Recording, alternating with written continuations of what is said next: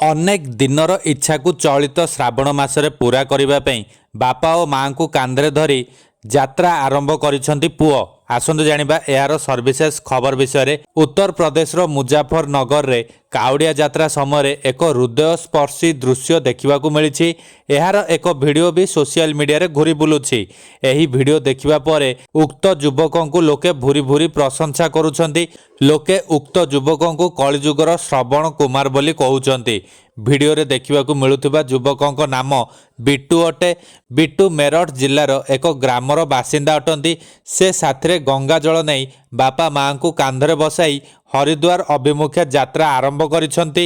ଏହି ଯାତ୍ରା ବିଟୁଙ୍କର ପାଖାପାଖି 180 କିଲୋମିଟର ପର୍ଯ୍ୟନ୍ତ ରହିଛି, ଯାହାକୁ ସେ ପାଦରେ ଚାଲି ଚାଲି ଯିବାକୁ ନିଷ୍ପତ୍ତି ନେଇଛନ୍ତି। ମୁଜାଫରନଗରରେ ପହଞ୍ଚିଥିବା ବିଟୁ ଏହି ଯାତ୍ରାକୁ ନେଇ କହିଛନ୍ତି, ମୁଁ ମେରଠର ଗ୍ରାମ ଦୋସାତି ପର୍ଯ୍ୟନ୍ତ ଯିବି, ଯାହାକି ପାଖାପାଖି 180 କିଲୋମିଟର ରହିଛି। ତେଣୁ ପ୍ରତିଦିନ 12ରୁ 13 କିଲୋମିଟର ଯାତ୍ରା କରୁଛି। ମୁଁ ଶ୍ରବଣ କୁମାରଙ୍କ ବିଷୟରେ ଶୁଣିଥିଲି ଓ ପଢ଼ିଥିଲି ମଧ୍ୟ।